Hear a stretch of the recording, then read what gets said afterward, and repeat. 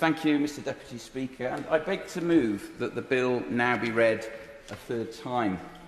I must start by thanking those from across the veteran community, including many of my own constituents and supportive charities and organisations, for their support and their insights during the passage of this bill through Parliament. I'd also like to thank those from across the House who have supported the bill to this stage, many of whom have a service background. The recent work of the Veterans APPG in particular has highlighted the urgency of these reforms proposed today. And at a time when politics can seem more polarised, it is heartening that there has been a real sense of unity in ensuring that we care for those who have given so much to protect us. And I'm grateful for the cross-party support that this bill has received. I'm also grateful too, Mr Deputy Speaker, for the comments and the support, the encouragement of colleagues who are members of the Armed Forces Parliamentary Scheme. Again, a very worthwhile cross-party initiative, who have brought thoughtful comments and encouragement from all parts of the House during this bill's passage.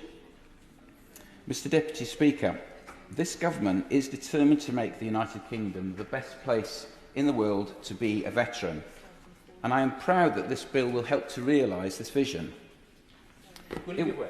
I will happily give way. I'm very grateful. I'm very pleased to be in support of the bill he's bringing today. He mentions the importance of this country as a place for veterans. Does his bill extend to overseas veterans who have served in the British Armed Forces? Well, I thank the honourable member for his intervention. It's a very apposite question because, of course, many of our veterans do live overseas. However, this deals with those members, those veterans and their family members who reside within the UK. So at this time it is limited to those veterans who are within the UK. In fact, those veterans overseas who do have concerns or questions about services and access to that support, I would encourage them, direct them to the local embassy or consulate, who will be able to help them with that.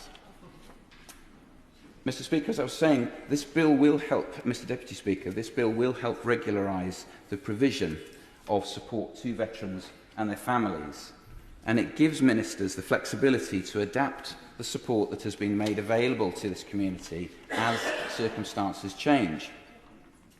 Now, former servicemen and women represent about 1 in 25 of our fellow citizens. In fact, my own constituency of Aberconwy sits within the county of Conwy in Wales, and that county has the highest proportion of veterans of any Welsh county. So it's been a privilege, a real privilege, to meet and listen to those veterans across Aberconwy. Indeed, most recently, last Saturday, there was a round table in my office amongst veterans, a diverse range of veterans from all ranks, from all parts of our armed forces. And it was fascinating and humbling, I must say, to hear their accounts of life as a veteran and transition into that life as a veteran from their time in service. It's no exaggeration to say I've been inspired by the work of local charities and community groups, both those I've heard of across the UK, but I must say in my own constituency of Aberconwy. Alabare's Homes for Veterans is one that I visited, and again, talking with veterans there about the challenges they have faced in terms of accessing housing, in terms of, or in coming to terms with aspects of what we would consider normal and civilian life, but for someone coming out of the highly organised and particular culture of the armed forces, that can present a significant challenge. I will happily give away. I'm grateful for giving away again. I pronounce it Alabare because I had this out with them last week. Because it looked like anyway, it's a difficult word. But yes, they're an amazing organisation. They have a number of houses in my constituency in Wiltshire, which is where there's a significant veteran population. Does he agree with me the crucial thing in that respect is proper liaison with the local authority, who again in Wiltshire I have paid tribute to for their support for veterans, but the demand is very significant, and there's only so much that the NGOs in the third sector can do, but the important thing is with the Office of Veterans Affairs, these charities and local authorities to work together on homelessness. As ever, my honourable friend makes an extremely relevant contribution. I should say that perhaps I could argue that Alabare is a Welsh pronunciation, but I wouldn't go there, and I defer to his pronunciation of Alabare and apologise for mispronouncing it. The point he makes is excellent, though, however, because Local authorities are very often at the front line, if I might use that phrase, of providing support to veterans. Now, of course, the government's introduced the Armed Forces Covenant, which places a duty now upon local authorities to provide services, in particular focused on housing and education, to veterans. And he makes a very good point there that that liaison between both state bodies and voluntary organisations is crucial. I know that he does very excellent work in this House on that idea of strengthening communities and bringing forward Burke's little platoons, again to borrow an expression, in support of parts of society, because he and I share a view that in fact it is not possible for the state to reach all parts of society, and I would argue that veterans are a very good example of this. We need these state instruments, we need better organised, better supported state bodies like the VAPCs, but they must be complemented by local and community-led initiatives too, in order to reach effectively all parts of society. In fact, I was just naming there some of the associations and organisations within Aberconwy, and I must mention in this context Military Minds Football Club. This is a team that was set up by relatives of veterans in recognition of the support that they saw their own relatives, family members needing as veterans within the community, and in particular focused on mental health. And I had a very inspiring cup of coffee, it might sound like a strange thing to say, but sat down for a cup of coffee with these guys as they set out from their own experience what they'd seen fathers, brothers, uncles, cousins work through, and say there's a place for this. And they have taken that vision forward and have regular practice sessions, they now have regular fixtures, they have sponsors, etc. And it's all with this intention of supporting those who need that help transitioning into society. And I have to say, very effective with it. And of course, I must mention Llandudno's Troop Cafe, which again is a slightly more formalised initiative within the community, which is, as it says on the tin, it is a cafe in which members of the armed forces will frequently meet, events will be held. One in particular they developed is to do with repairing broken implements and broken appliances, etc. So it serves to help give people something to do, a place to meet, a place they can share with one another and talk with one another about the challenges they're facing. And of course, much to the point and the importance of veterans is delivering real value into the community too. Now, since being elected as the MP for Aberconwy, it has been eye-opening for me to participate in the Armed Forces Parliamentary Scheme. And I spot some other alumni from that scheme here today. The scheme has given me and many other MPs an invaluable insight into the lives of those who protect our country. And I would say that very often the conversations that I and colleagues will have with members of the armed forces during those sessions is about what happens outside of the armed forces, what happens around accommodations, what happens after leaving service, etc. Mr Deputy Speaker, veterans, as I think I've made clear, make a valuable contribution to communities across my own constituency of Aberconwy and indeed the country at large. This stands testament to the fact that the majority reintegrate successfully and go on to live fulfilled, productive lives within society. Indeed, it would be wrong to characterise the veterans community as being wholly in need of support for disabilities, for mental health problems and distress. That's an incorrect caricature of that community. Of the 2.1 million veterans that we have roughly in the UK, the vast majority are living quiet, productive lives within society, making huge contributions without any fanfare or fuss, using the skills, using experiences that they've had and drawing on those to be effective in their families and in their communities. For some, however, the transition is more challenging. Such individuals may require additional, often highly tailored support. The government has been working hard to improve support to such individuals, most recently taking the historic step of enshrining the Armed Forces Covenant as a statutory duty at all levels of public service. Sadly, Mr Deputy Speaker, the rollout of support has not been as balanced as it might have been. Poor coordination at times between bodies, combined with varying levels of knowledge about the duties of those public bodies under the Covenant, means that support can be overly bureaucratic and confusing, leaving some to fall through the gaps. And this was a feature of that conversation I had just last week with local veterans. and the frustration of trying to work through a local authority housing allocation scheme, and the frustrations of being caught up on a list, and the frustrations of perhaps approaching the top parts of the list to find that there are others who have needs who will be placed before them. And very often it is single males of working age who perhaps receive the lowest priority in terms of need within local authority allocations that find themselves frustrated time and time again and ask what more must they do, what more can they do in order to get access to the housing that is a key part of that independence transition back into society. As my friend the Honourable Member for Bracknell, who couldn't be here today, revealed at the last reading, research by the Veterans APPG suggests that 4 in 5 veterans rate their experience of claiming compensation from Veterans UK as poor or very poor. This observation has been affirmed by stakeholder engagement by the Royal British Legion, which found that the rollout of veteran support under the Covenant has been slowed by, quote, limited coordination and unclear relationships, unquote, between responsible bodies.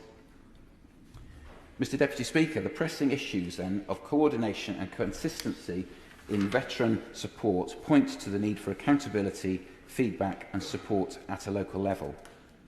The Veteran Advisory and Pension Committees, or VAPCs, appear to be the best placed bodies to fulfil these roles. The veterans landscape, if you like, or the veteran support landscape is a complex one, but the VAPCs stand unique on this as statutory players across this landscape. And this bill, in enabling those VAPCs to play a more active role, therefore has a significant opportunity, presents a significant opportunity for a constructive contribution there. As distinct, identifiable and independent points of reference for veterans, these volunteer staff bodies already play a vital role in coordinating the views of veterans and their families, raising awareness and supporting implementation. However, because VAPCs at present are limited in the services they can offer, they lack a clearly defined remit. And as a result, their relationships with other stakeholders on that landscape and within that landscape can be frustrated. This can limit their ability to feed back the representative experiences of the veteran community and undermine their own ability to hold other organisations to account. This was a recurring point within the debates that we've had and the conversations I had in the run-up to this bill and its progression through the House. Further, these current frameworks also limit the veterans who can access their support.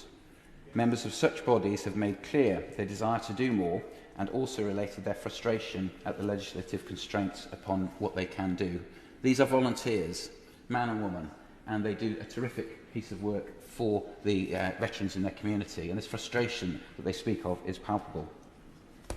So, Mr Deputy Speaker, this bill presented today draws on the feedback of veterans, charities and public bodies by tapping into the potential of the committees it hopes to build a better landscape for veterans. First, the bill will move the statutory powers of the advisory committees into the Armed Forces Act.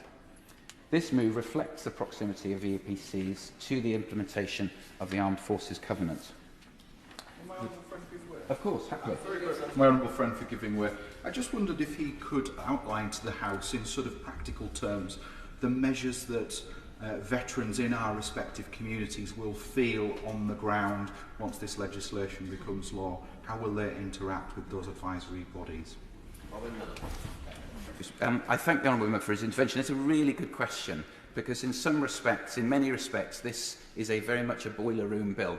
It's in the background, it deals with the piping, it deals with the knocking in the pipes, it deals with putting the pipes in the right direction. It doesn't deal with the front of house expression of what happens. So by giving these freedoms that I'm setting out, for example, this first freedom of moving this bill and powers within the Armed Forces Act, it enables the Minister to make quicker changes in response to feedback that comes through the system. So at present there are 2 reviews being planned. There are probably several, but 2 that spring to mind. One is the quinquennial review and the other is a review of Veterans UK. Now when those reports, I'm sure they will contain recommendations. And it would be usually the case that the Minister then would have to think, how can those recommendations be implemented? And VAPCs, until this bill, because they were established within primary legislation, could not easily be repurposed or changed in terms of what they can do. What this bill allows is for the Minister, through a statutory instrument, a much simpler process as my honourable friend will appreciate, to make those changes in response to recommendations. So I can't say to a veteran today, your life will change in this way. What I can say is that the Minister will be able to respond faster to what is happening in the world around, and will be able, through the VAPCs then, to make sure that there is a more relevant conversation happening with veterans about the needs they have within their local community. Having said then that the bill allows the Minister greater flexibility to amend the functions of the committee over time, this will reflect the changing needs of veterans. And it builds on this highlighted need for responsiveness to feedback, allowing ministers to adapt to challenges and periodic review recommendations highlighted by the VAPCs on behalf of volunteers, veterans and families. Second, the bill widens the scope of the VAPC's role and responsibilities. Monitoring and advising on the War Pensions and Armed Forces Compensation Scheme is an important and historic, but essentially a limited function. Expanding the role of the VAPCs would reflect the broader range of support now available to veterans and their families, enabling the committees to link these services on behalf of individuals and better identify gaps in provision. The broader remit also means VAPCs will be able to provide greater scrutiny at ground level. And this reference to ground truth and being the voice of veterans locally is again a recurring phrase and petition that has been made to me in the run-up to this. And it is in fact a key component in improving any public service. The different groups I've spoken with are hopeful this reform has potential to improve feedback from veterans on important issues, creating a clear incentive to action by decision makers, a point the Minister may wish to respond to in his concluding remarks. Thirdly and finally, Mr. Speaker, this bill broadens the cohort of veterans and families able to actually access support from VAPCs. Currently, only those in receipt of war pensions and armed forces compensation schemes are guaranteed help from VAPCs. And if I make one small digression here, I just note the contribution of our national service veterans also to our country over their time. This obviously deals with veterans in service, but representations have been made to me by mail during the course of the passage of this bill, and I would like to note and acknowledge that at this time. But this prevents the VAPCs from attending to the broad range of social support veterans and their families often need. It also limits the ability of the committees to communicate with the wider ex-service community, which in turn prevents them providing representative feedback to government. By widening the remit of the committees to all veterans and their families, regardless of compensation entitlement, the bill will both strengthen support services and give the veteran community a clear voice at the heart of government. Mr. Deputy Speaker, these proposed reforms entailed in this bill provide a much-needed accountability mechanism to ensure all levels of government uphold their duty to support veterans and their families. They improve coordination and knowledge sharing across service providers. They place a clear representative voice for veterans in central government, and they enhance the government's ability to efficiently respond to that voice. One conversation that has emerged from these discussions with the umbrella organisations and other charities who work with veterans is this phrase or concept of a future veteran. We've heard talk of a future soldier and the changes there, but I think there is space too for a concept of a future veteran. What do we want to see or understand as the role of veterans in society beyond their service? And that idea of shaping the support to both enable and to support them in those roles, I think, is an exciting one and a current one. In all these regards, I'm pleased to say this bill has received support from stakeholders across the veteran community, as well as from vital veterans charities such as the Royal British Legion, Help for Heroes and the Umbrella Confederation of British Service Charities, COBSIO. It remains only for me to encourage colleagues to support this bill. In doing so, we send a clear message to the service personnel and families, past, present and future. This country hears you. This country supports you. And when the time comes, this country will repay its debt to you. Thank you.